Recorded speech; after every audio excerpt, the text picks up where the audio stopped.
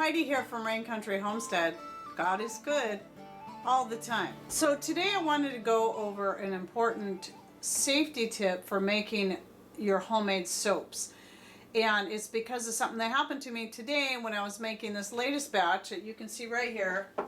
I mostly made it so I could have these little guys here, and then took the rest and made a few bars of soap. This is it's still curing, obviously, that's why it's in there, because I just made it like an hour ago. And anyway, these little guys here, I'll get to the tip here in a minute. These little guys here make these neat little, I mostly wanted these because I get a lot of skirt and apron orders and crochet orders, and I like to include a handful of these soaps in the orders as just a free gift, a thank you gift for ordering. So I use this candy mold, and I'll link to the candy mold and this other soap mold. I do have the standard big soap mold too if I want to do that, but I like, for the fancy bars I like to give away, I like doing this for my herbal soaps. And then this here, this is just my garden herbs. It's an herbal blend. All the herbs I use in these soaps are from my garden. The herbs, not necessarily fruits, because I don't grow citrus fruits. So for example, or vanilla. This is orange vanilla calendula. Now the calendula in here did come from my garden, but it does have organic orange peel in it. Just to kind of give you an example. And you can see my original herbal soap video right up here, but these are just some examples of other things I like to do. Lavender Yarrow. Now I did use lavender essential oil in here, but I also have lavender flowers and yarrow from the garden, and you can see there, see the pieces in there. And part of the reason I'm showing you all this stuff is not just to show off, but there's a point I gotta make here. And then this one is jasmine, calendula, borage. Now the jasmine is just the essential oil, and then the calendula and the borage did come from my garden.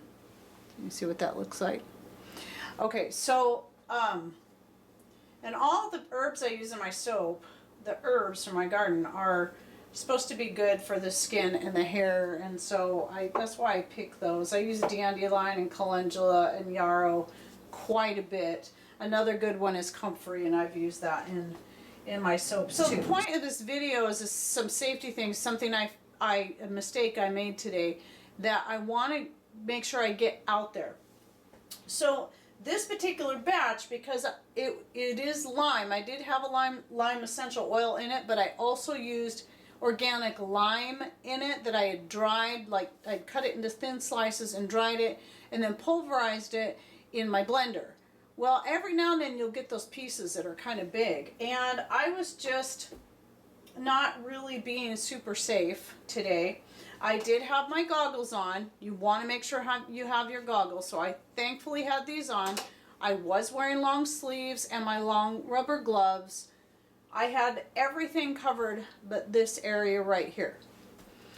And what happened was, when I put my stick blender, I had the stick blender, I was already blending it, and then when I got to the point where I was ready to add the lime, and I put it in there in the blender, and I was doing okay, and then the blender caught a big chunk of the lime peel, and it shot the soap into my face. So it's not really soap yet, right? It's just lye and water, and fat, and it hit my lip right here, and it happened today, and you can't tell, thankfully. It's not as bad as it could have been. It still hurts a little bit, still tender, but thankfully it's much better than it was. Now, so I remember watching a video by Joanne from Heritage Homestead, I think it is. I will link to her video right here.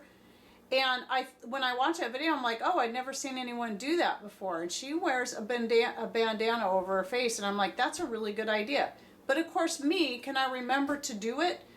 And thankfully, one of the other things I learned from Big Family Homestead was to make sure you have some distilled white vinegar on hand. Now I have several bottles of distilled white vinegar in spray bottles like this all over the house, because I use them for cleaning, we use them for all kinds of stuff. So what I do is I pull one of these out, and I have it handy, because I've gotten a little piece of lye on my arm before, where the skin, like when I didn't have my sleeves pulled down all the way or whatever because it was hot, and I just sprayed that on there. It totally neutralizes the burn. So thankfully I had that on hand. However, the other bottle I had out, the sprayer is broken and all messed up on it, and I didn't realize it. And I was trying to spray it onto my lips, and it wasn't working. And so I, because it, you know, it hit right there. And so I had to take the lid off and then just do this and get that vinegar right on there to neutralize it.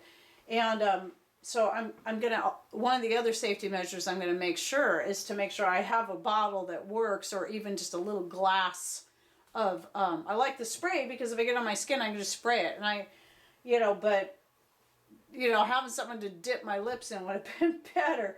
But because it took me so long, it did have more time to burn. And thankfully since then it's gone down, it feels a lot better. And if I hadn't had that vinegar as handy as I did, even though it still took me a bit to get into it, or I at least didn't know that, I'm not sure what I would have done. Because water, trying to rinse it off with water is not going to do the trick. You need to have the vinegar. So the two important things that I'm going to from now on be doing is to make sure I have vinegar easily, you know, make sure it's going to work. And then I'm going to start wearing a bandana on my face. I see a lot of people don't do that, and just like Joanne said, she sees a lot of people don't do that, but she thinks it's really important. Well, on top of that, if you're not in a real well ventilated area, that's going to help prevent the gases when you first mix the water with the lye, or yeah, the water into the lye. It's going to create a gas, and you don't want to be breathing that in. So I do have another soap making video coming out that I already filmed. It's all ready to upload. It's going to go up after this. I want to get this out first because I think it's important.